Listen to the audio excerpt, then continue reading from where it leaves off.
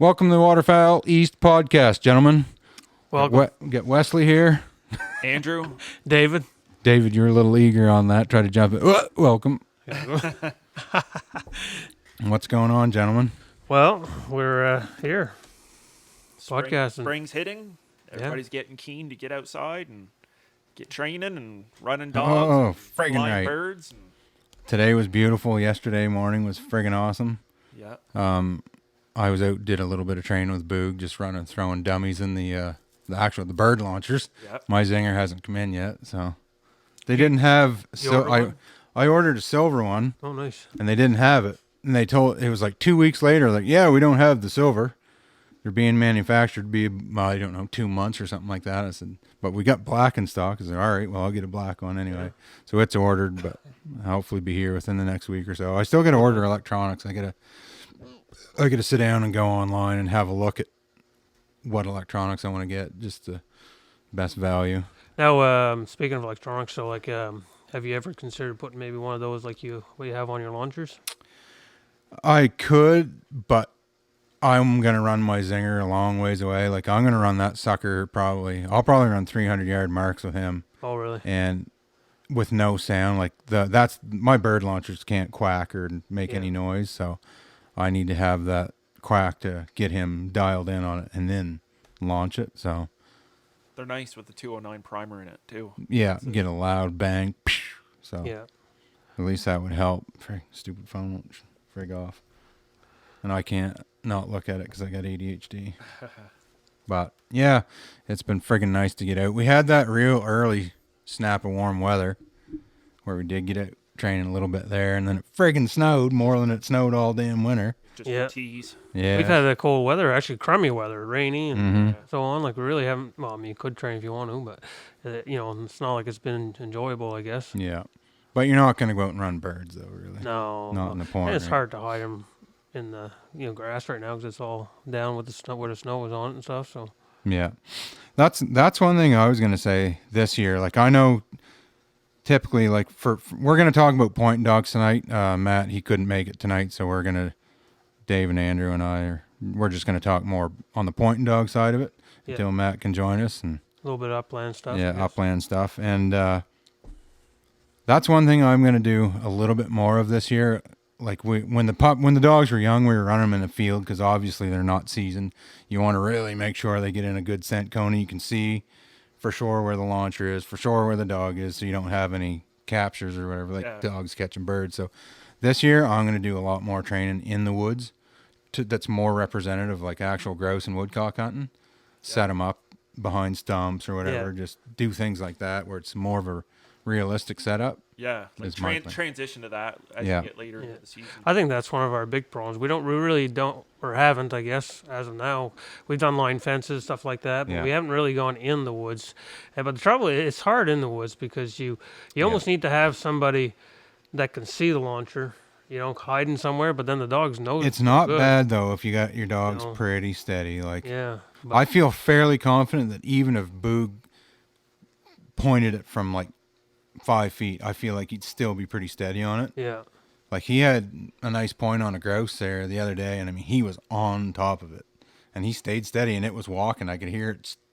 Yeah. So he's pretty solid. Yeah. So I like having those the kick traps. Yes. So we can what I'm going to do is set one up, let's say 15 or 20 feet behind the electric. That's a good idea. So because it is common, like a dog could run in and bust a bird, and that may not be the only one there. Yeah, right. Definitely. So if you train them to be steady to that flush, and then walk in, and you can get that second one up. Yeah. Yeah, and we had one the other day too. He was running with the wind, and he bumped it, but he pointed the flush, which is great. Yeah. So. That's good. But yeah, obviously not gonna start off right in the woods, but we'll do our field work and then probably transition to a fence line that has a nice crosswind, and then move into the woods, find bigger open areas and all that stuff. Yeah, because there's a lot of leaves that get in the way there in the summer too, doing that in the woods. Oh, big time, yeah. Because when I trained him, like once he was seasoned, it's not bad. You can, if you look up and line your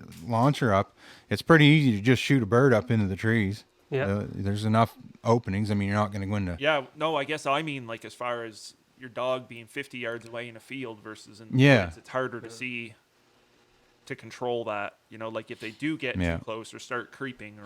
But we're going to start in the field, though, so you know they'll be doing good, and then move to a fence line or a brush pile or something, and then transition into the woods. Yeah. And I feel like you won't need to see your dog, Right, yeah. because I think they're going to be pretty damn steady Yeah, by then. yeah. just be key to take the right steps to Yeah. get there. Yeah. Yeah. Man, we got a lot of bird launchers now. How many? You guys got 3? Yeah. 3, yeah. 3, and I got 3.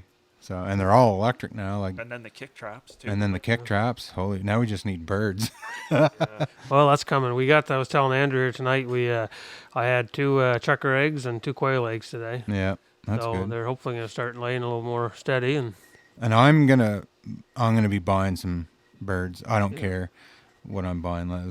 What are they? Cartoonic or whatever? Caturnix quail. Paternic yeah. quail. I don't give a crap if they fly. If Yeah, they they- get 15 feet in the air and I can bust a cap at it, Yeah. Yeah. like, cause Like you'd have to have a dog really steady to the flush if you're Oh, gonna yeah. get them, because Well- I mean they like say they'll fly, but they only go 15, 20 feet sometimes, most times, and Yeah. then they drop right back down, right? So and I figure, your dog could catch them, that kind of thing. and really I easily. figure if you're shooting a shot and it falls, well, the dog Yeah. thinks you shot it anyway. It looks like you shot it, Yeah. whether you did or not. Yeah, yeah. And I mean, a lot of the time, a grouse, you wing it or woodcock, and Right. it's alive when they get there anyway. See, we got our pens that we've built are, we can walk in them, eh? So Yeah. they're 6 feet high, 7 feet high, whatever. So I find it does help the birds for flight a lot better. Oh, Like your birds are kind of flight condition or whatever you want to call it. Yeah. And it's surprising just the difference in, even if it's a 12 by 8 cage or whatever. Like they fly pretty good, eh? Like Yeah. when we use Those it. chuckers are strong little. Oh yeah. That one last year, remember, it flew all the way to the woods from the middle of the Yeah. field. Like, oh, it won't be able to fly that far, so be ready to shoot. And it's like, boom, Oh yeah. it flew all the way. to the I've woods. seen quail fly like 200 yards or before Now they the quail I bought last year, they were basically just pop up and flutter down. Oh, Yeah. They didn't go very far. But you got them out of a small cage, right? So Yeah. they weren't flight They were pretty conditioned. young too. Yeah. Yeah, And I'm talking about Boog, who was, as of last fall, was steady to wing and shot. yeah. So, I mean, I wouldn't do this with a friggin' puppy, obviously, Yeah. but I feel pretty confident. And I mean, we're going to start with pigeons. We'll get him pointing pigeons, making sure that he's solid, and then Yep. transfer to, because I feel, I don't know, maybe I'm wrong, but I feel like with a versatile gun dog that has an extreme drive to retrieve and catch, that if you keep launching birds, shooting or whatever, or not shooting and not getting him a bird in his mouth, I feel like he's gonna be like lose interest and be like, frig this. Yeah. I want to, like, Yeah. Oh yeah. I'm yeah. gonna go get it myself if you can't get it for me, you idiot. Yeah. Because and the only reason I say that is because last year, I don't know what in the heck happened, but I'll take it. He was not steady. He was not a finished pointer by any means. Like, he would point and bust and chase and all that. So he's pretty not refined. And then when I bought those 10 quail, and I made sure I took him in on a check cord every time, I launched the bird and I shot every single one of those 10. And he caught it. He got to retrieve it. Man, when we did that, it was just like it flipped a switch. And he literally went from those 10 quail, from busting birds and not doing real great. Just, he was on track. He went from that to literally steady to wing and shot on a freaking grouse. Like, Yeah. That's. Oh crazy. yeah. I don't know I what- remember that. Like it was like- crazy, really. How yeah, how he it was just like bang. Yeah. There was no. It was night and day. And Yeah, and it was one almost day. like Yeah. by shooting and getting those birds in his mouth, all 10 of them, Yeah. launching them, he pointed, stayed steady, shooting them, sending them out, letting him retrieve it, and then, good boy. I feel like that almost made him go, oh man, if I stand here, he's going to get it for me. Yeah. I show him where it is, he can kill it, and then I'm going to go get it in Oh, my it's mouth. Really had to see it to believe. Yeah, I feel that like quick it. of a transition. Oh yeah, it was unbelievable actually. Like, Yeah. I don't know if he's capable of that level of thought, but I mean, I cannot think of anything else that made him go from basically a young 1.5-year-old dog busting birds to literally steady to wing and shot. Yeah. I was like, I don't know what happened here, but I'll take it. We went from getting a 5 at the first HZB test on pointing to a 10, like, which is Yeah. almost a perfect score. The only way to get an 11, 12, something exceptional has to happen. Like, he'd have to point a true wild bird, Oh yeah. Right. or he would have to relocate a bird. Yeah. And I mean, we didn't have that opportunity. He just went in, pointed all the birds. Yeah. I Well, those flush them. pen raised ones, they don't really relocate a lot of No, times, they right? Because I don't. mean, they're No. so. Speaking of the, you were talking about the quail zone stuff, and I was saying the flight conditioned birds do fly well, but so the first year with Ember, when she was less than a year old, we were doing pointing in the field and stuff, and man, like she was good with the pigeons, but you got into when you step up to a game bird, Oh have a yeah. pigeon is Whole it's not different all thing. yeah, it's not all Yeah. the same thing, and she would. Of course, those birds, they would fly a couple hundred yards, but she would take right off after them, because she wasn't steady to the flush, right? Yeah. She'd point, I'd flush it, and they would go, and man, like she actually caught a couple because she'd run them down. Yep. You know what I mean? Like, Yep. and oh man, and that was that's all Frustrating. Oh yeah, because that really set me back actually. Yeah. And so we said I can't do that no more. So then I had to make sure we had her on a check cord, and so she couldn't. Yeah. She And couldn't, that's what I catch did 'em. with Boog with those quail. I made sure he was on a check cord just in case, but he never did. Like I'd run with him, get him on point, and I did whoa him just to make sure Yeah. he knew, style him up a bit, and then I'd put the bird up. But I almost feel like Ember might be at that point. 'Cause he was about the same as her. Like he would he Yeah. would point some if they didn't move, Yeah. but if he could see the bird or was like real close, he'd go in on it. Yeah, it's a frustrating time right now because she'll do, because I was telling Andrew, I said this year one thing I really want to do is I don't want her to creep in because like if you watch one of our like you watch the woodcock video I put out here on Chasing the King on YouTube, and when you go look at that, you'll see that she goes on point, but then she kind of like, I want to get on top of this, and she starts creeping. Just kind of trying to, and that's what she'll do on the wild birds. Like she just wants to make sure it's that close. Yeah, Yeah. and it's like, man, like you can't do that. Like, and then of course they flush, Yeah. Yeah. But and I said, well, so what I'm gonna do to try to fix that? I said, I'll have it set up, and when she goes, I'll just, she'll go and point the pigeon, and I'll just sit there and wait until she actually. But she'll sit there, I'll sit there 5-10 minutes, like she's steady like crazy on the She pigeon. knows the game. But then you go, and then you go out and even chuckers, like she did great on the chuckers last year. We she point and I'd walk up, I'd take my time walking up to her and flush the chucker and shoot it. We did some pheasants that way, and Maybe those quail, something completely different. she's done quails too though. That's the problem. But she hasn't lately. But the rough grouse and like the wild birds, man, like it's something about it. She just fired up, like she runs them right over, eh? Like she just. But with her though, I feel like all the guys, pointer guys and setter guys, they preach just get her on wild birds, just let her go, let her bust birds, and then they say they'll figure it out. Because I did that with Jace, and Jace is not a pointer or a setter. Yeah. He's a friggin' versatile, and they have a lot more drive to kill shit. I feel, and he did not figure it out. He chased every damn grouse he ever found. Well, And never did figure it out. I had to train it with pigeons, and even still, it was And you got to be not careful perfect. too how often you train with birds. Yeah. Because Yeah. like you were just saying, they get so used to it that it's just like, well, yeah, I'll go do it, but it's not. Yeah, They're not keen. Like you want to Yeah. keep them keen, so like train Yeah. less, but make sure you haven't really planned out when you do go. Yeah. yeah.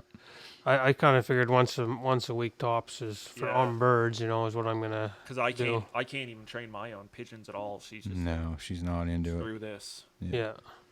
Yeah, it's unfortunate when that happens because and the thing is, well, everyone makes mistakes as you go, right? Oh, That's yeah. that's how you learn. So I mean, you only got so many dogs in your life, so you try to learn from other people, and Yeah. that's what's nice about social media nowadays. You can, and talks like this right here, you have to learn from. This guy did this, and this was the consequence of it. And every breed is. That's what Yeah. got me. Yeah. See, I got Jace, and I knew nothing about a point. I just knew he was a pointing dog, Yeah. and I was like, okay, a one pointing dog is a pointing dog, right? Yeah. So I went down to the training days with the setters and pointer guys, like guys like Robert. Like Robert has English pointers, and a lot of the guys had English setters. That was it, pretty much. And they were like, all of them, just, I'll get them on wild birds. They figure it out, and I'm like, oh, well, that's easy enough. So that's what I did, and we got on a shit ton of wild birds, and he never stopped chasing. Yeah. But they Well, have 'cause a he- lot higher retrieving drive than a friggin' English pointer. I would say he learned that he wanted to chase them. He likes They love the chasing them more than he chase, does. yeah. Yeah. And then And that's what I'm afraid of, like, because you say give him a wild birds, but I mean, Ember likes to chase too, so it's kind of like, well, if I just let her do her thing, well, will that ruin her completely? but she's not a big dog, like a big. She's not a big retrieve dog. retriever, though. She likes to run up to the bird and chomp it, make sure it's dead. Like, like she'll if I shoot a bird and it's wounded, she'll go up to that bird, she'll give it a couple of cracks, and then I have to usually force her and say, fetch, and get her to bring it back because she's been force fetched. But if it wasn't for that, no, she would just chomp that bird, then okay, I'm done. So that being said, But I think she might be all right. So I don't know. Yeah, but Like it's a hard still one. different though. Like Jace, he by the time he was 2 or 3, I'm like, okay, he's not figuring this out, and that's when I get into pigeons and stuff. But man, when you've run a dog for, I think 3 years, it's really hard to train him out of that. Yeah, And I didn't know what I was doing. And it's really much. hard too because Still like, don't. you go out thinking you have all this knowledge and a plan, and Yeah. there's always something. And I find personally, like, I've screwed up a lot. Oh, but frig it's, yeah. it's always so hard to look back or to look at the time and say, what should I be doing different? Yeah. But you really need to be like, if this isn't working, let's just go to something that does Yeah. work, so you finish on a positive. Yeah. Because like all of us were used to working with like our dogs, so Yeah. you have like 1, 2, or 3 dogs that you've trained to work with, as opposed to like Matt or Robert or something who has worked with like hundreds of dogs. Yeah. So that experience is pretty big, but I mean they have a lot more tools to go with. Definitely, yeah. Yeah, and that's how you become a pro trainer, is just through experience, right? And Yeah. your own figuring it out. Yeah. Like every dog's different, but they're all kind of the same. Yeah, and I But- think a lot of times, like, it's me as a handler or trainer that is screwing up whatever the situation is, and not the dog. Yeah. But I mean, even the experience, like I noticed a difference between you and me, even like you're a much better pointing trainer than I am because, well, you've got more experience than me. And I just, like I said, Jace, I didn't know what the frig I was doing. I thought I was doing the right thing, but he's a different dog. He wasn't an English pointer. And man, as far as I'm concerned, that doesn't work with him. It just, or it didn't with him, but I'm doing better with Boog. I don't. And it's crazy when you look at Hank with Dusty, like, Yeah. he got trained that style of training. He does awesome. Yeah. But he did he let him just go run wild on grouse though? Well, I don't Well, know. I mean, I agree for the first, like He- Chester he, this fall. he Like brought Chester's him- going to run wild. I don't give a Yeah. shit what he does. I'm going to let him run and chase and shoot. I and think kill. I think he always, because he brought him to Robert to get the first month or 2 or whatever, to get a base. You know. But what that I mean? was with pigeons though, or birds, right? Yeah, but Launchers. they transitioned, into the woods, and then like he went with Robert, and they did woodcock and grouse, and like what I See, mean. Like but that's the he went difference. a lot there, so I he didn't had a do lot any of pigeon training, right? Yeah, he had a lot of guidance there. But as far as just letting him run loose, no, I like he said, he said like he'd have running a bell on him, right?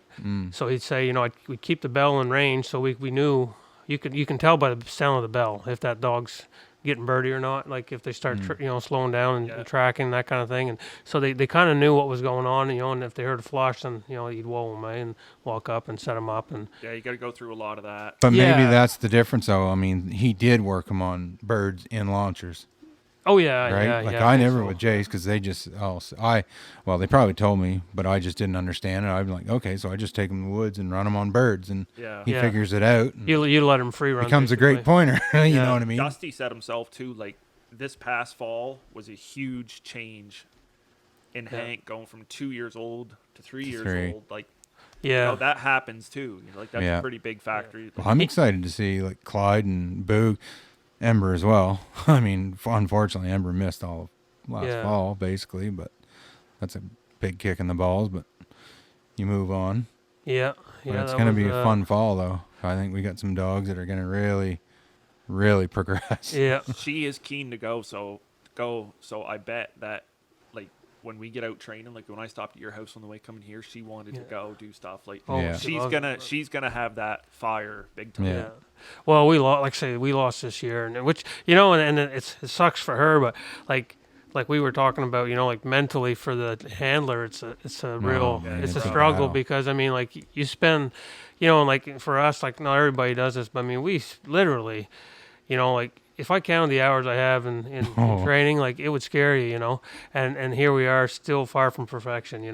And then you get this, we're all ready. We did all this 10 months of work for these next 2 months, and then she loses.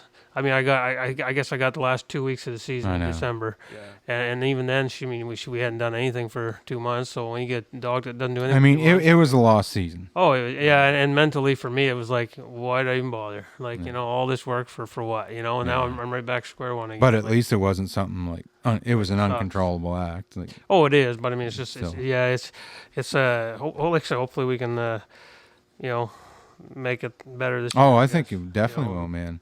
What can you do? Because, like I said, I mean, man, wild birds really do make a dog. Like I watched one thing I saw besides Boog just going all of a sudden steady to wing and shot after those quail. Another thing I noticed with him is if I shut my damn mouth and let him do his thing, he was doing really good on running birds. Yeah. Like he was relocating them. Yeah. I thought he was creeping, right? It feels like, like that is so much fun to hunt your dog and never say a word. Like I've been working on I that, struggle with that. and it's tough to do that Yeah. because you feel like you have to run them like they're like you're running a controller. Well, and you're running a 1.5 year old dog. Yeah. You expect them to creep and be like busting birds. But that's what they're supposed to do, right? Like, Yeah. and that's what we don't think, right? Because on all the training, it's always like, whoa, and then put him back, like Yeah. almost as if you don't want him to. But if you really talk to somebody that knows what they're talking about, like that, they say, I mean, if your dog's good, he knows, okay, that bird is walking. Yeah. I need to stay with that. Yeah, I don't but not smell him push anymore. it to the point where he's Yeah. gonna fly. But so that when you come up, like you're not 80 yards away from that bird, like, okay, we're still on track, Yeah. Yeah, so that and like, it's- there's a lot of teamwork between you and your Yeah. Oh dog. man, like remember out back here how many times did Boog relocate that grouse? It was like 4 times. I Yeah, think. yeah. And I never did kill the stupid thing, No. but he Yeah. relocated it 4 times Yeah. Yeah, that's at a good. 1.5 year Well, old. I'm even like, what the frig? that last day grouse hunt we had where Clyde worked the grouse Yep. on the line. Yeah, Yeah, yeah, frig, that was man. neat. That was Yeah. cool. I mean, and just such young dogs doing it is Yeah. so weird. Yeah. And that's my biggest thing is this year I'm going to just shut up. Yeah. If he busts the bird, well, he busts the bird. I'm not going to shoot Yeah. it. But And bring it back home to work on what they did yeah, wrong. but I'm just going to be quiet and let him do his thing because I got to start trusting him. Yeah. Because like that situation there, that grouse is running. Yeah. And he was friggin' going and finding it, and then we were flushing it and not getting a shot, and then he'd go find it again, and like it was What totally- satisfaction too, eh? Like with the Clyde thing, we were all like, "Oh, there's got to be a bird here." Like he's acting real birdy, and then Yeah. we're walking and walking. We're like, "Well, gee, maybe not. Maybe it was just old scent, And sure enough, we get to the corner of the field there. Like I mean, we're talking like 100 yards or something, Like, Yeah. and then all of a sudden there's a bird, Like, man, that's lost satisfaction. The nice thing about Clyde, you can keep up with him. Yeah. Yeah. Because once those grouse are starting to run, then they're on edge. So it's really it is hard to get a shot on them because they're on edge. If you start busting in, but at least Clyde, he moves Yeah, like slow. I like watching him. I go. like that. Yeah. And then you can just kind of walk behind him ready where Boogie does not work anything slow. He's just like, poof, gone. Yeah. It's even in training. Like, I mean, he kind of anticipates birds being Yeah. out there, but Yeah. like if we're out, he'll work a spot and he'll be like, he'll lock right up and be Yeah. like, I smell something, Yeah. and then he'll move ahead a few more steps, and it is just so fun to watch. He sneaks. Like he Yeah. stalks in on it. It's freaking nice. Well, it's nice because you can keep up with him. Crouching tiger, hidden beard. Crouching tiger, hidden Clyde. Yeah. So this season, this training season, I mean, you're kind of getting back essentially to square one with Ember because she missed Yeah. so much, but Yeah, I mean, like the last training, Andrew and I did a training there.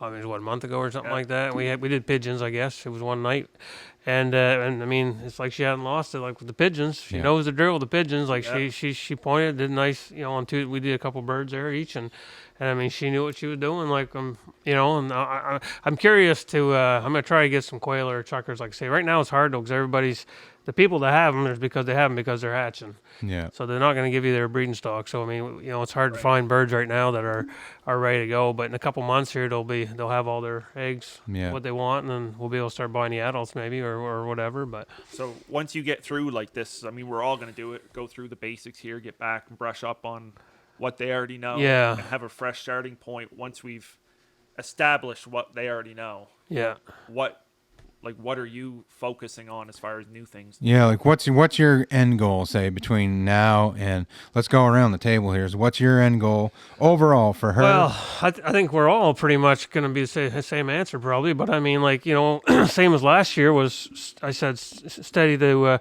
point and flush and shot, you know what I mean? Like that's the end goal that I want. And I mean, we were there with, like I say, the tame birds. But backing is something though that we all talked about and we all want to do. I mean, so that is something I got to do. I made a little funny looking, Was it as good as your boot drawing? It was close. The body looks pretty good. The head looks a little bit off here. I told Andrew I was copying a picture of Clyde, and he I think he took offense to it.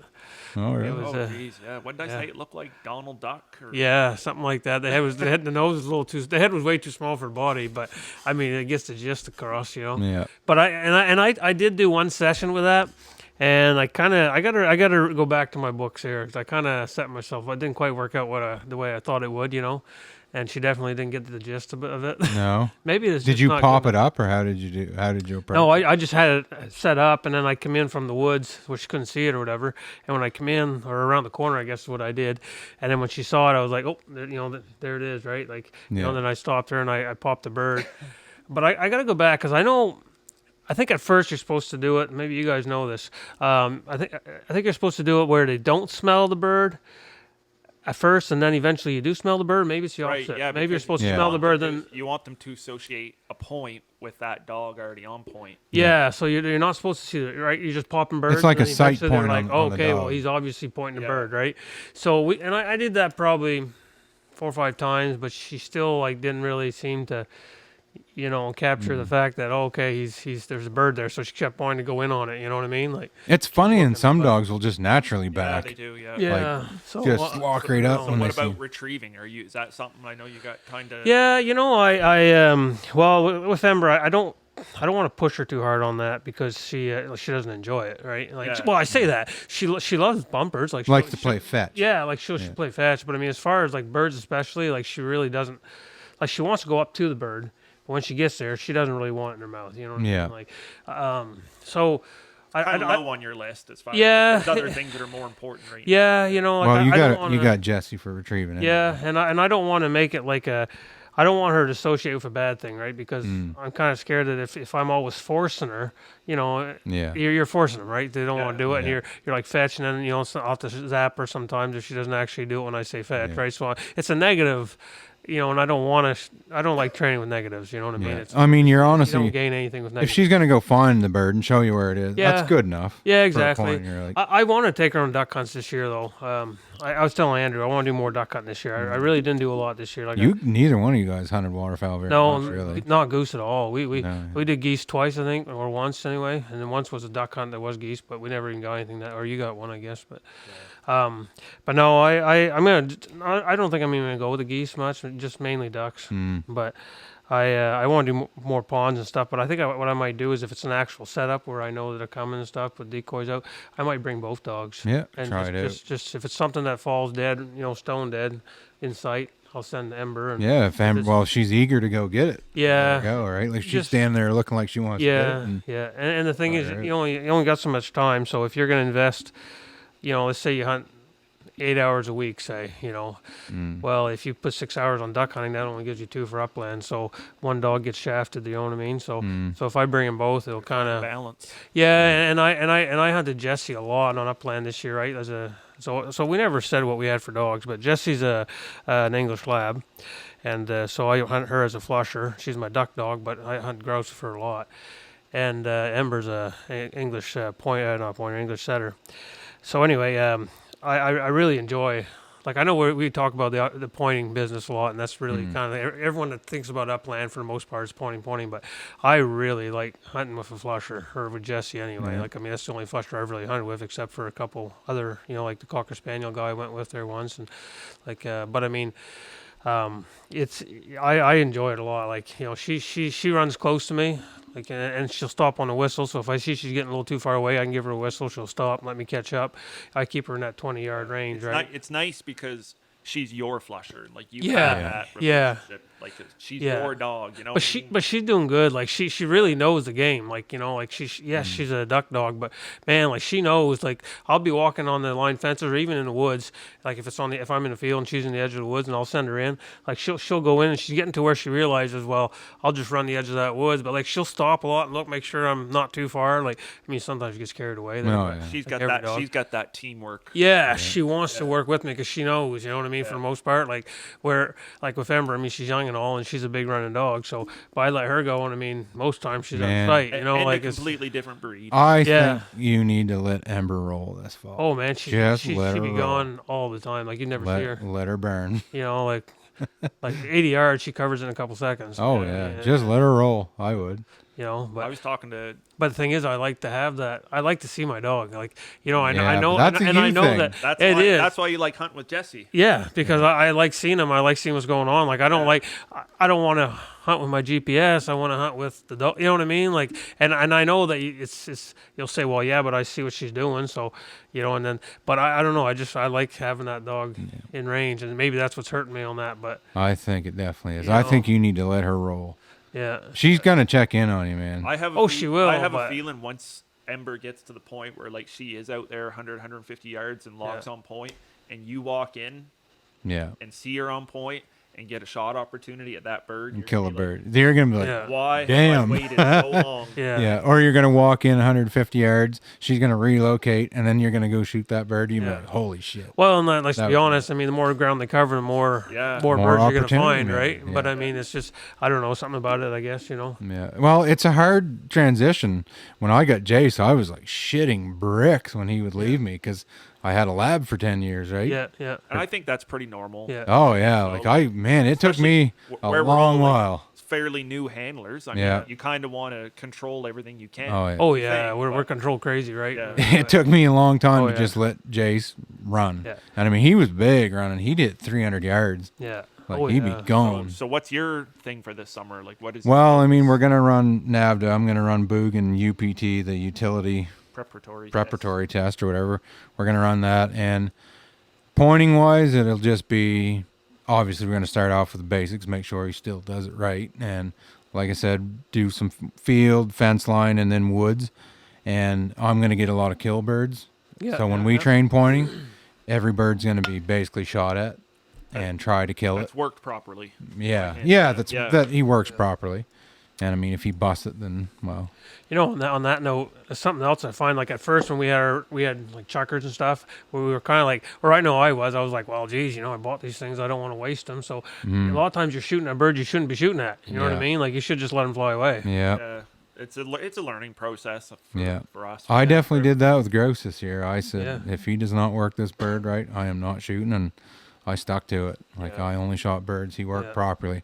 If I could see, like I'll tell you, boys, having that wind checker, that was one of the greatest things I Yeah, ever yeah. bought, because you're like, did he bust it or was the wind wrong? Because I mean, they're not running downwind every single time. No. Like they're going to be running sometimes with the wind, and they're just going to bust birds. It's the way it happens. But as long as they're steady to the flush, then I'll shoot. And that was one thing that was big for me, was some of the birds he busted I shot at because I knew he wasn't working the wind. So I'd be hitting a cover and I'd be like, check the wind. It's like, okay, wind's this way. If he's going any other way, then I'll know, okay, he busted it, or whether it was just a what do you call it? An honest bust, I guess. Yeah. Like he busted it honestly. He couldn't smell it.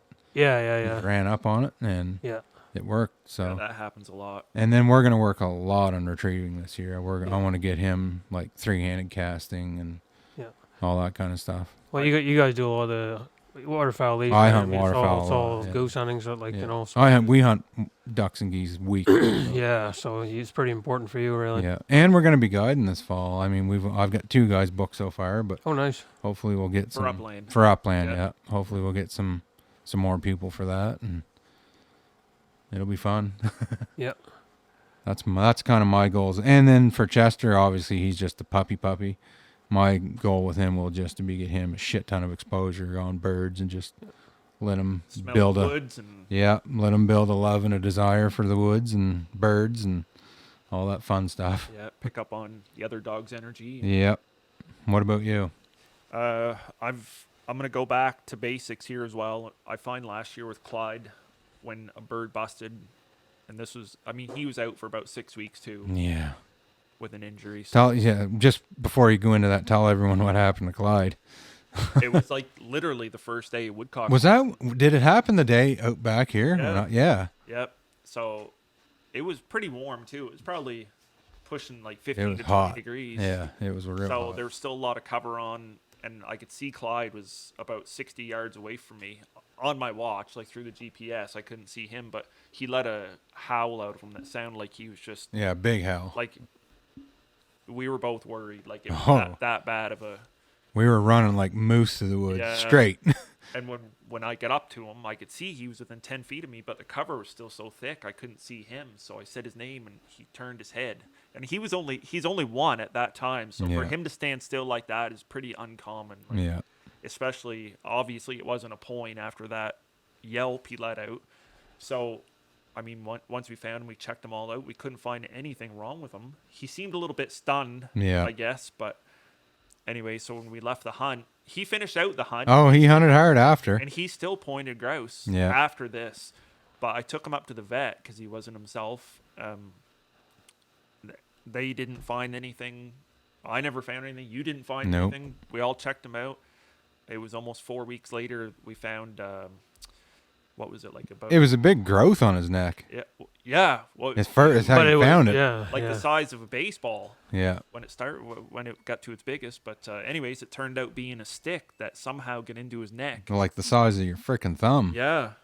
So he... And I mean, you don't think, I guess, when you're feeling a dog down, you're just checking them, but you're not like really checking their neck. Yeah. Like you don't think and, of that. And you wouldn't expect it because he's a griff, so he's not out running like an English setter or even a draught. Like he's not that speed when he's hunting. Yeah. He's slow, so it makes you wonder like how it just He hit that just right. Just is Just a what it freak is. thing, yeah. Yeah. So, anyways, we were out of the season there for about 4 or 5 weeks with him, which sucked. 'cause Had a it was- big issue with like infection and oozing and all Yeah. that. Yeah. It took a long while for that to heal. Yeah. And that actually set him back a lot too. Mm-hmm. Like yeah. like he was when you went into the season last fall, like you had done a lot of work. Clyde was he was good. Oh man, he was like Yeah. a seasoned dog. Like Yeah. you were like, holy, like you can't get better than this. Like he worked Yeah. gross wicked. Like For his age oh, he was especially. amazing, right?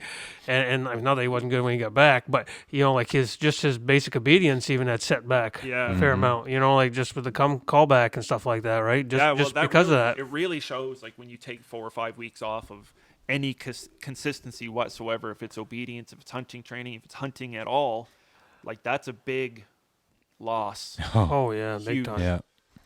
Yeah, I couldn't get over, but like you know the difference. Like, Yeah. and it took you probably a month, and then he was back in again. Like Well, like I find towards like the last 3 or 4 weeks, he was Yeah. pretty consistent Yeah. again. But there's definitely stuff I want to polish up on, like steadiness to the flush. Sometimes he would be, sometimes he wouldn't be. His retrieving, I was happy with. I think that was pretty good. yeah. Yeah. So we have started working a little bit on just barely like the foundations of 3-hand casting. So I'm not gonna train him to be like a full-time goose and duck hunter out in the field that I run him on long blinds or anything like that. But I want to have that so I can work with him when something like that comes up. It's just another tool in your toolbox to have to go to when you need to. Do you have any NAVDA tests this year? Or? Yeah, so I'm planning on doing the UT test, which is utility test. Yeah. We did the UPT that you're going to Yeah. do this year. We did it last year. So we'll see how that goes. And What about Chester and the puppy test? When does that occur? that'll be the same weekend. No, but would I run Chester? This year, next year? Like how old? I is run it? them this year. This year, yeah. So they just have to be under 18 months old. Okay, yeah, I'll do Yeah. that. Because when we ran Clyde in that, he was only 7 months old. Yeah, because when's Clyde born? February. February, yeah, and Chester's January 17th. So he'll be young. Yeah. But if it doesn't matter, then it doesn't matter. Right. And then, So. and it doesn't matter what you get for a score. I mean, you're always working towards. We're just doing it for fun anyway. I like the test because every test you go to kind of seems to progress towards where I want to be training wise, Yeah. and not necessarily everything within the test. How extensive is the retrieving in the UT in the UT or the utility test you're doing? UPT, What is it called? the one I'm doing? Or Yeah, you? So he'll have to retrieve like birds that he's found, been steady to wing and shot, Okay. whatnot. I don't think he has to be steady to shot. Actually, I'll have to double check. But is there any retrieving, like Yeah. blind retrieves and No. stuff? Really? No. Holy cow. So he'll have to track a duck that's a dead duck on land. I think it's like a 100-yard track or 75. I can't remember, but Like a duck drag? yeah. Okay, yeah. And then there's a huge pond that they've got to cover as far as like looking for a duck that went down. Just duck search or whatever? Yeah. Or, yeah. Yeah. Yeah, we had to, in the drat system, HZP, with similar age, year and a half old dogs, we got to run a friggin' blind retrieve in the water. Like, So is it a blind retrieve or is it just a search? no, it's a blind. You got to do a blind retrieve and a search, a live duck search. So they'll do a blind retrieve. The guy goes out in a kayak and he'll put a duck out there. It's sometimes on the other shore, on the other side, on the bank or whatever. And you got to do a blind retrieve. And then you got to do a duck search. They'll take like a wing clip duck with a kayak and just set it in the middle of the pond and let it go. And you got to bring your dog in and just get him to search. Yeah, that's Search it up. what the NABDA one is too. Yeah. Except that what the judges will do is they want to see the dog search. They don't. It's not necessarily about finding the duck. It's about how well they search. How well they search, yeah. And that's a hard one to train because, It is. Well, man, you don't have access to live ducks, right? And your dog, I think it's about confidence, right? Your dog is, I mean, for your dog to go out there and keep swimming in circles, or, you know, not in circles, but you get what I'm saying, like to swim and swim and swim and swim for 5-10 minutes looking for something Yeah. and not come back to shore. Yeah. That's asking a lot, really. It is. I mean- they cross. They can run the banks and stuff like that. Yeah. But for the UPT test that you're gonna do, it's a dead duck. Yeah.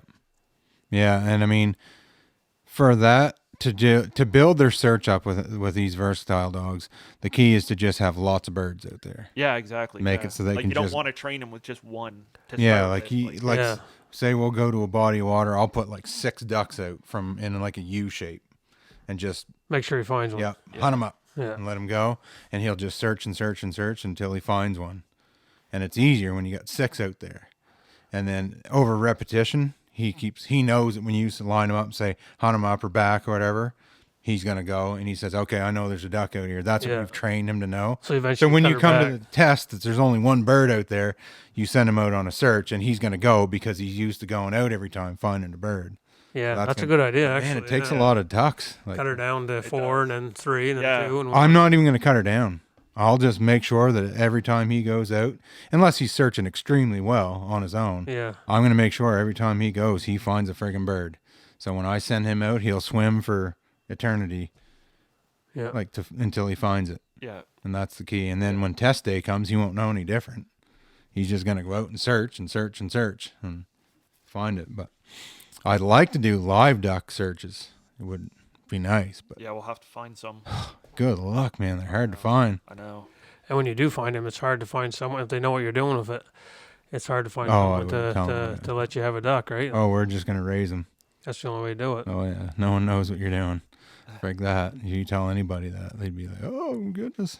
So I also want to do the backing. I'll get Yes. both of my dogs trained for backing. Yeah, I think that's important. Yeah. And I mean, I guess I don't know if I ever really have a end goal. I mean, obviously year to year, you kind of have things you want to work Yeah. on. Yeah, But the process is a lot of fun. You Yeah. got to admit that. Like, Yeah. you do have setbacks, but man, is it fun working with your Oh dogs yeah. yeah, and seeing them progress and I definitely like say you want that finished dog, but if you like for me for this year, if I can just get her to not run the birds over and actually take her time a little bit and slow down and give me some points, that's all I really care about this year, really. I mean, well, I think you know, got the but- same opportunity that I do with Boog. Boog Yeah. and Ember were basically in the same place last year. Yeah. Kind of like both busting birds and whatever. Boog just didn't get injured, right? Yeah. So he had the whole season to hunt and hunt and hunt, which helped a lot. Plus, like I said, those 10 quail, I don't know, that flipped a switch. I think you should try that. Yeah. Just a completely different bird. Well, I would say, I mean, she's had a lot of birds Something that she in her might- mouth. I mean, there's no question about that. But I probably put 50 birds in her mouth or 100 birds in her mouth. And I'm last wondering year. if that's a detriment. Is it a detriment to can you overtrain? Because you make it like, okay, we're going to do this. It makes it. I think you can. I think think so too. You don't want to make it boring, but I mean, you gotta read your dog how they're Yeah. responding, because that's a mistake I made with Maya, and that's why she won't work pigeons now. yeah. Like if you do it every freaking day or every other day. It's Yeah. even like retrieving. I mean, they love to retrieve, but I mean, you can burn them out if you do it too much. Like Matt, for example, he's a professional trainer running tank in the national. And I mean, Matt goes out and trains every day, but it's like 3 or 4 retrieves. Yeah, What he does, like I overtrained Jessie Yeah. when I got her. I over retrieved her big time. Yeah. She got to a point where she didn't even want to. Like she's like, this is so boring. You know, Yeah. not just that, but just basic obedience too. Like Yeah. I would train 45 minutes a day every day Yeah. for her first year of her life. Like it was ridiculous, Yeah. and it was too much. You know, and Yeah. that's something that I cut back big time with Ember. And I mean, to be honest with you, like as far as you know, does one listen better to the other? Not really. Like she listens just as good, sometimes even better than Jessie does. And I mean that could be personality too. But and I mean the hours I have in her for basic obedience is way less than Jessie. Yep. I just bored Jessie right out of her mind. Like it's Yeah. something you gotta be careful of. I think. Yeah, for it's sure. a risk, because what happens is not only does the dog get bored, but your expectations increase. Like you expect Yeah. perfection, and when that happens, like just unconsciously, you might become negative a little more often, or like a little bit Yeah. more. You take the fun out of it for the dog. Like, Yeah. And for yourself, for yeah, that matter, because you're putting yourself on too high of a standard. Right. Like, Yeah. You know. yeah. Like, and for me, like with Jace, I mean, he had an extremely high drive to retrieve, and so does Boog. Like, as soon as we go outside, he's looking for something for you to fetch. And like, we will play fetch all the time, throwing toys or sticks or balls or whatever, and just make him come back and heal and that. Like, he can do that for hours. But the formal training where they're doing stuff that's not as fun as just a basic retrieve, yeah, I think less is more. Yeah. Like I said, Oh, yeah, Matt, I for mean, is sure. running a dog in the national. I mean, and Tank, I mean, you won't find a dog with a higher drive to retrieve than Yeah. him. Like, I think he could retrieve all day, every day. Yeah. But even Matt doesn't do that with him. He takes him out with a plan, specific drills and stuff that he wants to do. And it's like literally 4 retrieves, and he's back in the truck. Or he's sitting there watching the other dogs run. Yeah, which is important. Honoring, Also, yeah. very important. And I mean, he probably does basic, like just plain fetch in the yard type of deal to burn energy and have fun. But I think, and that's the same with pointing. I think if you do too much, I think it could Yeah, for sure. it takes the fun out of it, and it's like, oh, frig, this kind of sucks. So Yeah. what's some new gear we have this year to Well, train with versus last? new gear for me, my bird launchers will be electronic, Yeah. and Yeah. I'm buying a zinger, one Yeah, winger so zinger. we'll each have 2 You got zingers, one, yeah, Electronics are everything, though, aren't they? yeah, and you got new electronics too. Yeah, I bought a Garmin GPS. Yeah. Did you get the 200? No, I got the The 300. 300? Yeah. Jeez. Oh, it is a 300? It's 300. Yeah. Yeah. But I got to use there just. No, used new. Yeah, it's used new. Yeah, I mean, I mean, they're pricey. Like it's when I had a sport dog 2 years ago. I bought one when I first got Ember, and I actually ended up selling it because I wasn't really using it. And I said, like I was telling you, so I like watching my dog, and it just kind of dawned on me last fall, when I was running her a bit and stuff. I said, I really, like you said, I gotta give her a little bit of Let it running, roll. give her some wings, and because I'm thinking I'm kind of always calling her back to see her, right? Yeah. So here she might be getting sent, and here I am saying, "Well, get over here, Yeah. instead of letting her figure that scent out. Yeah. So I was thinking I might be hurting myself, so that's why I said Yeah. I gotta get a GPS. And I saw you guys had the Garmin's, and Yeah. the Garmin's are the sport dog wasn't bad. I like the sport dog, but it seemed like the battery life wasn't. The Garmin battery life is nuts. Yeah, it just It lasts like days. I went for if I'd go for an afternoon, say like for 4 or 5 hours, you'd have to charge it. Yeah. Like that Garmin, you can hunt Yeah. all weekend with Oh, it. yeah. Yeah. Easy. And the worst part of it is like I'd be looking at my handheld and say, oh yeah, well it says battery's still good, so I'm good to go. But it wasn't. And then I'd go turn it on. I'm like, why is this not working? Like next hunt, like that's kind of strange. And then I'd plug it in, charge it, and it was fine. It just was dead. And I'm like, well, that's stupid. You won't regret buying that. That's for No. sure. Once you use it a season, Yeah. like getting a good deal on it will be irrelevant. like you guarantee will be like Yeah. I 100% would have paid for. And the price of especially this. paired up with the friggin' Garmin Yeah, watch, I man. don't have that. Fine, yet, get but- one on. You can buy them used for like half the price of a new Yeah, one. yeah. Just get a Garmin Instinct. Oh man, not having to dig that handheld out and just being able to look at your watch. Yeah, It's yeah. so nice. Oh yeah, yeah. Or like if you're going in on the bird, you're just like, Yeah. Well, see, I was telling Andrew on the way here. Actually, we were talking about it, and I said, I probably will buy one maybe later here. Like yeah. it's hard because we all have a lot of hobbies. You man. know what I mean? It's not just bird dogs. Like Well, I do it's a a lot lot of of fishing, money, and I though. do a lot of everything else. So and I started doing a taxidermy thing a bit. So I've been sinking a lot of money into other stuff. You know, and it's kind of like so. You're trying to stretch this out. Man, you add it can. up, it's thousands of dollars. Oh yeah, bro. and I'm like, Thousands. well, so do I want to watch this year or next year? You know, like I'd like to have it, but I don't know if I want to drop $400 on it. You know, like I said that. Well, you know, and you always want to be selective too, because I mean, Yeah. like, you're passionate about your hobbies, Mhm. and like with this particular hobby, we have live animals who are we're responsible for. Yeah. We put a lot of time, a lot of money into, and we want Yeah. to make sure they're as safe as possible. Yeah, It's just hard to dump that much money all at once. I don't want Yeah. it. Like I've got to get another GPS collar for Chester, and I want to get a new dog to like 2500 TMB 2 dog yeah. for training. I'd prefer to have a training collar or just for Lori to use it running out back. It's just simple. Yeah. Oh yeah. Yeah. And I want to get that, and then I want to Talking get about crates. I want to get dog kennels, and it's like, Zinger's $1,000, man. Yeah. With electronics, friggin' it's crazy. ridiculous. Like it just, oh So the crates there's some pretty good options out there. yeah. I mean, you got Gunner. I mean, they're probably obviously the best, but I mean, it's $750 a kennel Yeah. and with the- no options, no straps, no covers, no nothing. I would say they all hold your dog, so Yeah. some are safer than others, I guess. But The biggest one, I'm gonna go with the Roughland. yeah. And the biggest reason is the 2 Roughland intermediate kennels will fit in the back of the truck back to back. Right. How heavy are they? 20 pounds, I think. So they're not like the gunners are No, heavy, see, aren't the they? Gunners are double walled but really thick. So Yeah. so the Gunner interior dimensions are the same length. Say, I don't remember what it exactly is. Say the interior dimension on the intermediate is 27 inches. The exterior on the Gunner is 34. Right. Where on the Roughland, it's only 30. Okay. Yeah. So they're a lot thicker walled. Yeah. Which and- makes them safer, but it just It does, but like I Ridiculous. said, mine are going to both be in the truck, in the back seat, wedged between the doors, wedged between the seats. Yeah. Like it doesn't get any safer than that. And for me personally, I want my dogs inside the truck. I want them locked in the truck, air conditioning, whatever, and safe from people that are friggin' stealing dogs nowadays. I don't want my dog sitting in a kennel in the back of the truck.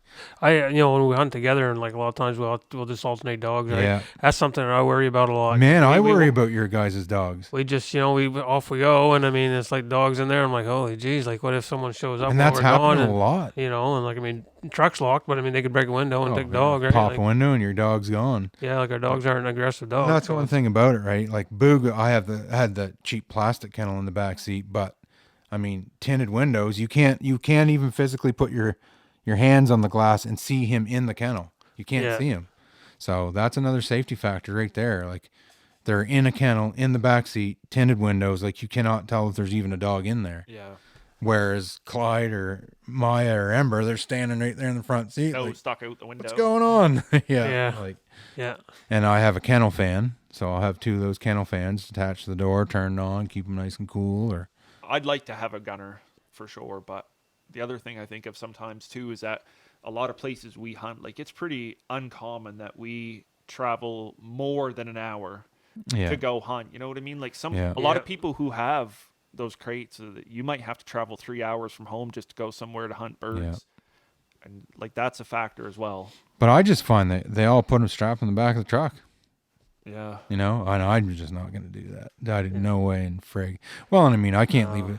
We can't leave a dog if we're hunting December. We can't leave a dog in the box of the truck in a kennel. well, Friggin' freeze to death. and I mean our dogs. I mean, a lot of these guys like they're professionals. Their dogs are their tools, But like our dogs are our family. Oh, my They're dogs like are- our kids, like- So Okay, to put my so kid in the my- back of the my truck, kid's right I don't here. think so. My dog's right here. Yeah. Like, it's not a big difference. Yeah. Yeah, Like, it's we'll leave the house and I'll be like I'll say Ben, I'll say Amber's in charge there, so yeah. she's older than you are. Yeah. Yeah, smarter than you. So it's kind No, of it's a genuine concern for me, and I'm just not willing to put my dog in a kennel in Yeah. the back of the truck and take off, hit the woods with the other dog, and leave him there and hope that he's going to be okay. Yeah. Frig that. yeah. But waterfowl hunters don't really have to worry about that too much. The truck's usually parked within sight of where you're hunting. I mean, frig, we could be going who knows where, and just, I don't know, maybe I'll get one of those cell cameras and leave it on the truck. Yeah, you could. And you know what? That's not a bad idea. Yeah, it's actually pretty smart. Yeah, as long as no one sees it, Yeah. and takes your camera on you. But You get a picture of them, man. yeah, That's the thing. It's a cell camera. As soon as it takes a picture, it sends it to your phone. You got to have cell phone service, but just wherever you're parked, put your cell I've seen camera up. deer hunters before put like where they park their truck and walk into their spot, they'll put a GoPro on the dash looking out. Mm-hmm. The only thing about that, you're not going to see the footage if they break into your truck and Right. steal it and your dog. yeah, Where the cell camera, you're going to get a picture of them whether they steal it or not. If I get a picture of somebody walking around my truck, I am freaking running to the truck with my gun loaded and ready to fire.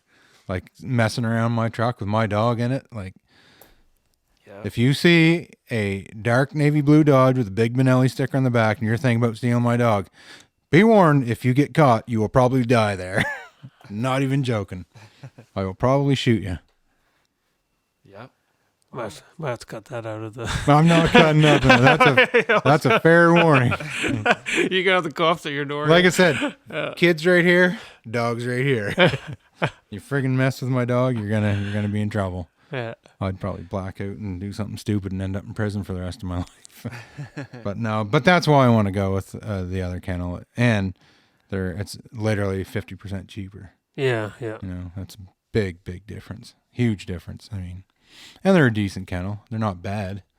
Better No. than the plastic Oh, geez. Yeah. No, they're good. PetSmart kennel I got right now.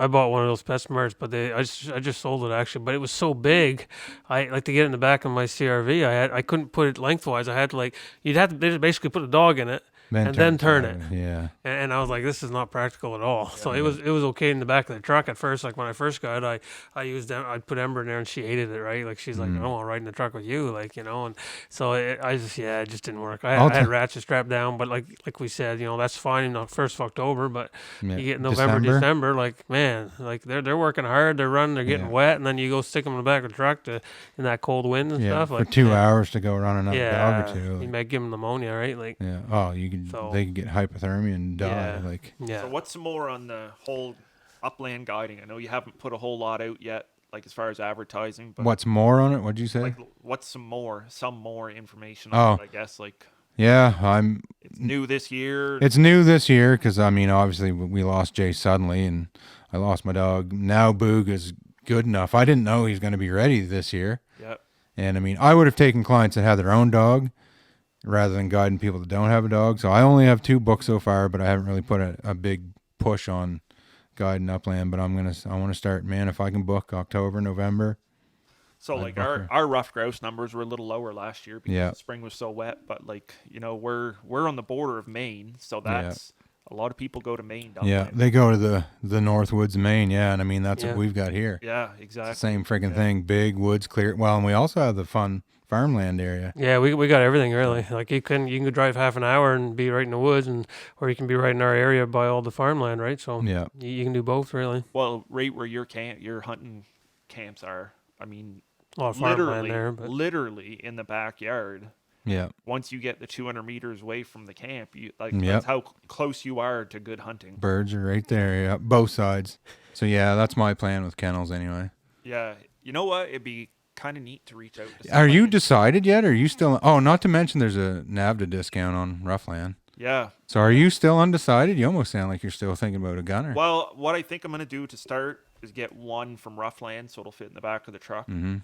and then I'll get another one later this year, maybe. Roughland or another Well, I don't gunner? know. I guess I don't need to decide today, but No. I mean, it'd be kind of nice if we all represented the same one, True. work together with them somehow. I mean, And we all got the same truck. Yeah, that's You true. can fit 2 Roughlands in the back. yeah, The intermediate, which is plenty Yeah. big. yeah, I mean, and I mean, it does kind of show, like, I mean, takes you to that next level of commitment to the safety of your dogs too. Yeah. It's easy to drive around with them in the back of the truck, and Well, and Now, can you put the fans in the Roughland or? well, I just bought that Amazon fan just hanging on the door. Oh yeah, yeah. It okay. works perfectly. They're $50, I think. Did you get one too? Yeah, 40 something. 40, Yeah. $50. That's hanging pretty on the cheap, door. huh? It's 20,000 milliamp. Has a light. Yeah, battery operated. Yeah, you can charge your Yeah. cell phone. No, it's a rechargeable 20,000 milliamp battery. Oh really? With the USB. USB ports, everything. It's Oh, that's friggin' nice. wicked fan. Yeah. Our Yeah. power went out here once a few weeks ago, and I took that up and left it on all night. That Yeah. fan. Left It on lasts a all long night time. on the highest setting, and Really? it was still at like 50% the next Holy morning. snap! That's pretty good. Yeah, I don't know if I have mine right here. I'll show it to you after. Yeah. Well, I've seen it. I guess I just The orange never- one there. Yeah, I should probably get one there for fall. Maybe it would be Especially when it's hot. I just leave it Yeah. on low. I don't want to blast the dog. Yeah. Leave it on low. Yeah. And then just circulate some air through Yeah. them. Well, especially if they're gonna be in the kennel. I mean, Yeah. with the Well, and like I said, I mean, I can't fit two gunners in the back seat, Yeah. and I don't have a desire to put my kennel in the box. It's a big disadvantage. A big Yeah. disadvantage to that one. Because if you're going to put it in the box, well, then you got to get the cover, you got to Yeah. get the straps, you got to get Locks. locks, all Yeah. that crap. So, like Matt has two intermediate gunners. He got the nameplates, the covers, the tie downs, and the pads. $3,000, man, is what he was in for two kennels. $3,000, like that's crazy. Like I can get into two Roughlands for $1,000 if you want to get nameplates, and I don't need the tie downs because it's going to be wedged right in the truck. Yeah. So Yeah, that's a lot. I'll Big need- difference. So we'll all have the strap vest this year too, because I just got a final ride. Oh yeah, you got to Yeah. finalize. Yeah. So what are your guys' plans for? Like this year we, I guess we got a lot of video recording stuff this year. Yeah, we we all should- got big cameras and Yeah, we all We- we all kind of went ape shit on the video camera. yeah, stuff. we're really enjoying a lot of that though, and doing editing and that aspect of it, I guess. And we all got the hindsight now on our GoPros, and so in that way we're doing pretty good. Yeah. Couple drones. Yeah, we got drones. Yeah. I think the biggest thing for us this year is we're definitely going to record for Chasing the King on YouTube. We're definitely going to record at least minimum 3 hunts that are filmed with a cameraman plus GoPro. So there'll be Yeah. 2 hunters. I got wireless mics, so we'll mic up the 2 hunters. We'll have a cameraman and the GoPros on each hunter. So, Well, in reality, if we are together hunting, we should do Yeah. that every time. we should, but sometimes you don't always get Yeah. birds right, or it doesn't Yeah. work out. Like, Because I mean, I mean, not that's everyone. the hard part is getting like people don't realize a rough grouse it's not a pheasant hunt. You're out in the field here, like it's Yeah. to get done recording like on video. It's hard. It's the like, thickest woods there is. That's the only reason why GoPros are everything you look at is GoPro because that's the only way to. It's recording all the time. It's on your head, But the trouble with GoPro, you don't have that close up. But Yeah. but even with a big camera, there's no way you're gonna have time to zoom in on that bird unless you see it sitting there. No, it's going to be an So- overall. It'll be a stand back, get the hunter, Oh, the yeah. flush, and the dog. But that I mean, you might on a fence line. or Try something, to. possibly. yeah, I mean, but it's hard. Like I was out the other day and I had I had my camera out and and the grouse took off and I'm trying to follow it. Like oh yeah, you're Oh, never man, gonna like- you're never gonna get a tight shot of no, a grouse you flying. can't get like, nothing. Like it's not a good footage. Like No. it's So we still have a grouse camp video to come out, Yeah. right? From Yeah. last year. yeah, I've got part 2 of my I can't hit shit, where I finally figured out why I couldn't hit shit, which was crazy. And we're gonna do grouse camp this year. Yeah, we're gonna do a big grouse camp this year. We're gonna have a lot of people. Just We're hoping to do pheasant camp. That was something we were Yeah. going to do, and now with the new laws, we got to find out.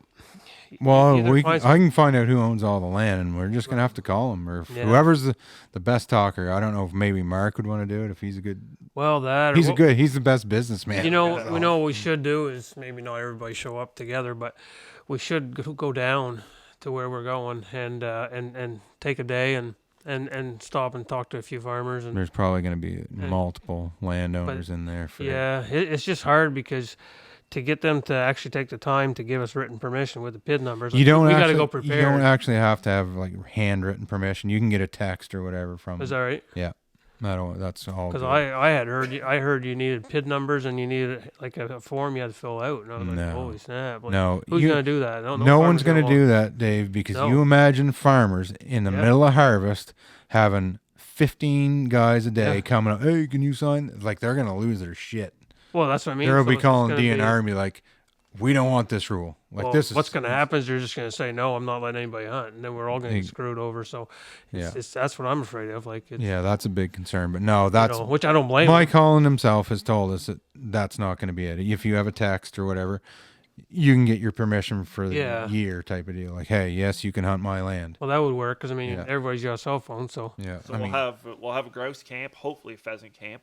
Oh, pheasant camp's happening. And I don't know if you guys are going or not, but I am. Well, and I was wondering, is there crown ground?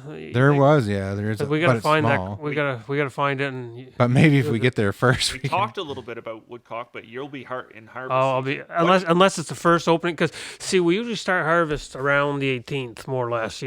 Of September. Yeah. So like this year, actually, this is the first year where I could actually go woodcock hunting, and we did 3 days in a row. Like it was right during the week, but and I went the first 15th, 16th, 17th I went, and then I started harvest the 18th. Yeah. And by the time I get done harvest, the woodcock are pretty much, there's a few stragglers, but they're more or less migrating. That was really good this year. Like we're getting into that more so than ever. It's so funny. That was fun. I loved I that. never went after them much this year. I think I only moved like 30 something woodcock because I just never went after them. So you can't do a woodcock camp. You said for some reason. What you do? Bear hunters this September or something? No, I just don't. I mean, if someone wants to come up in September, woodcock hunt, but it's Dusty talked about doing it. Just hard, right? Like Dusty said he would be the host or whatever you want to call it. Yeah, he's got a nice big tent. He bought there, and I don't know if he's got a stove for it or not. But I mean, that would be a kind of a cool, September thing, right? You can camp in a tent like September. Do like a big everyone get there, get a cot or whatever, and. Another thing I would like to do, and I never did last year because I was just really focused on getting Boog dialed in. If he's doing good this year, I really do want to go get a spruce grouse. Yeah, I know. Like I want to actually pursue them. Now that I know that if he's doing as good as he did last year, and he's steady and shit, I really want to try to pursue one. And try I to never got one because they're dumb. I mean, if you don't have a steady dog, frig of the damn thing, you probably catch it. Make sure you don't run over it with the truck. Yeah, and then swerve out around it, and then stop. Put everything on your dog because a bird's not going to go anywhere. Yeah. Take the dog, figure out what way the wind's blowing, so you go downwind to the bird. Yeah. So the bird still probably hasn't moved. Yeah. Stand there. And then you walk up, let the dog point it, and come and find out there's going to be about 5 spruce grouse there. Yeah. It's a wonder they're not everywhere. I know.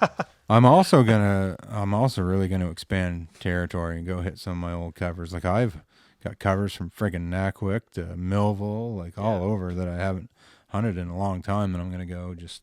I've got covers from Juniper, all that. Sackville, New Brunswick to Edmonton. Yep. Same here. Yeah. I'm gonna go all over the place and just finding new covers and. Well, if you're gonna hunt every day, it's you almost have to, right? Like, there's it's pretty, you could drive down the road and say. That looks birdie right there, and you're gonna run into birds. I mean, for the you can part. tell. Like it's not a, I mean, generally speaking, I guess. Now this year, did you guys notice that we were hitting birds in the like higher ground, drier ground? Yo, definitely, yeah. Like places where I had hunted them we had a wet spring, so I think that's because the only birds that survived were on the high ground. Yeah, and that's why, right? Because so people may not know, but we had a wet spring, and so our hatch was horrible, and that's why we had low numbers this year. But and the birds we were finding, like we were in the higher ground, like up on the mountains, 100%, and stuff like that. Yeah, not in the swamps at all. Yeah, the low ground birds did not do well. No, but it was definitely high country was the key. Higher clear cuts or a heavy grade like slope or whatever. So it didn't hold water anywhere that pooled water. Man, she was. Oh yeah, good. terrible. Like there was covers that had nothing in them. I really hope we have a good year, a good spring, because we need it to bring our numbers back up here. Yeah, we definitely do. Yeah. Well, anything else we need to cover? Well, we should talk about Rough Grouse Society we were at yesterday. That was kind of cool. Yeah, we went to the RGS dinner. That's only the second one I've been to. Yeah, me too. Yeah. We started going when we started chasing the king, I guess. So, and but the last year was a lot of fun, so we decided to do it again this year. We had 10 people at our table this year, so we might have to get 2 tables next year. And they're gonna have to start getting a square table to fit a whole whack of people. Yeah, but that was a lot of fun though. I mean, I enjoyed that, and it's a good cause. It's something that we believe in. So I mean, it's nice to. Now I don't know, were you there when Wesley was saying we should donate something next year? And I was thinking that's a good idea. You know, like I was thinking, like I mean, we could donate more than one thing, but I do a little bit of woodworking for fun, like just kind of like a little hobby thing. And I was thinking I could make like a dog bowl, like you know, like the two, like you put two bowls in it, Oh, yeah, like the I have for holder, my yeah. out there. Actually, what you should do is do up some artwork, like a print of that Upside down rubber boot. What was Yeah. that upside down rubber boot you drew? What was that even supposed to be? I forget now. So what happened was I had 2 wood ducks and I wanted to get them mounted. So for the taxidermist, and I mean I like my defense, I drew this in like 2 minutes, right? So I was drawing like I had You sure it took that long? yeah. So I had a stick. Well, it was a stick. It was a log thing I was gonna put it on, and it kind of went like this. The log did, you know, and so, but I said, well, I want it, so I drew it the opposite way, which made it look like a boot, you see, and I said, so I want one bird here, one bird here. So my birds were like this; they were stick figure birds. I forget how I did it, but it was it was a stick figure bird, and it looked like an upside down boot. It And I was said, one of the most beautiful things I've ever seen. yeah, so Andrew was saying, well, did you tell him what you wanted? And I said, well, yeah, I sent a picture with it. So I showed him the picture that I sent with it. He's like, well, how is he going to know what you want? He said, and horrible. and as fate would have it, actually, he ended up putting it not the way I asked for it. That shocker. I can't believe that, Andrew. Can you believe that? I'm mean- surprised he didn't mount it on an old boot. Yeah, it, Yeah. it worked out better, I think, the way what he Yeah, did, that's you know. good. So Way better compared to how you drew it. yeah. So this is PI taxidermy, by the way, that we used, and Yeah. they did a real good job on my. I've gotten 5, 6 ducks. No, hang on. I've got the 3 on the dead mount. Then I got the 1 flying, and then I got the 2 wood ducks. So I've gotten 6 done from now the ducks here, and they did a great job on the ducks. I haven't right now. I've got a woodcock and a rough grouse on a dead mount together, and then I have a flying pheasant. I got to go pick it up here. It's ready, but so I'm kind of looking forward to seeing that, I guess. It's just nice to go to that rough grouse dinner too and talk to a bunch of Yeah, it is. Yeah. like-minded people. Yeah. That's what I like. Yeah, I I- always sure. like going to that stuff. I don't think not everybody has dogs though. You know what I mean? Like I don't think it's. Really? Man, I don't know too many people that are hardcore grouse hunters that don't Well, have dogs. I got the impression because like a lot of the dog stuff, dog training stuff, like that tip up, you know, not many people put tickets in on that, like to, you know, I think there's a lot of local businesses that yeah. Oh, yeah. There's a lot of local Lot, business kinda- tables there. I mean, obviously everybody grouse hunts that are there, like, you know, but I'd be curious to know how many actually, you know, run the dogs and stuff, or their own dog, I well, should say. even I like guess. look at Donald and Robert and Yeah. like they sat with us last year, but I mean Yeah. it's nice to touch base with them. They're in the English pointer yeah. world, Yeah. but I mean like it's nice to Oh, it's nice to have connections, 100%. for sure. Yeah. Yeah. And everybody's helpful, right? Everybody, I find that, you know, like when you share a passion or share something, you know, like, you know, people are open to helping each other. Well, you know, I had that issue or whatever. How do you go about this? When they'll tell you, you know, they're not going to tell you their honey hole, but I mean, like, you know, they're not, you know, they're not trying to be better than you, so to Right, speak. You know what I yeah. mean? Like, they're not going to give you false information because they want to be better. Like, you know, everyone seems to want to help each other. Same as we'll give our opinions if someone asks for it, like, you know, and we'll help them best we can, you know, so. It's nice that way for sure. I like the camaraderie of it all. That's why I like Yeah. waterfowl hunting so much, because you're just all together and shooting the shit and having Yeah. fun. And that's why I want to turn grouse camp into a bigger event, Yeah. more people and stuff, and just separate into 3 filming groups. Yeah. Like you have a group, I'll have a group, and Dave will have a Yeah. group. And Well, I was go gonna out. say you can't if we're gonna have too many more, it's hard to. Oh yeah, well we're gonna have to separate and hit different Yeah, covers. Like yeah. we're gonna have to say, okay, we're all jumping in trucks and going to this area to hunt. We're jumping in trucks and going to this area to hunt. And Yeah. We're jumping, and we'll all film it, right? Yeah, From and our we could meet perspective. halfway and switch up the groups a bit. and Yeah. stuff, Well, you know. we'll all be back at camp. Yeah. Shit in the evening anyway. It gets Yeah. dark early. Have a campfire. I think I'll get a big brisket, get it smoked, and just have Yeah. a bunch of good food. It's just fun to get it Oh, it together is. like that. Yeah, it's a great time. Shoot the shit and tell stories. I love it, man. That's why I want to get more people here doing it, right? Like just friends of ours, people that we know, right? And then maybe someday we can, like next year, we could travel down to their areas and hunt Yeah, some well, of their it's covers. fun, and, Yeah. and it's not at all the competition. Like it's better to get with people. Like I really enjoy seeing other people's dogs work. Yeah. Really enjoy. Yeah. it. Even that's a big and then thing. I mean, boys, getting hunting with somebody like Robert who's got Yeah. freaking champion dogs. Like, Yeah. Do you know how much people pay to hunt with that guy? Yeah. Like, I mean, We were it's that was cool. 2 years ago. We didn't do it last year, but 2 years No, ago I when know. we I did, don't know that was why. wicked. I wish we'd have done that last year. Well, actually. last year we just I don't know. I think between the two major injuries in the dogs, I think everybody's mood was just kind of off. We didn't hunt it together as much as normal.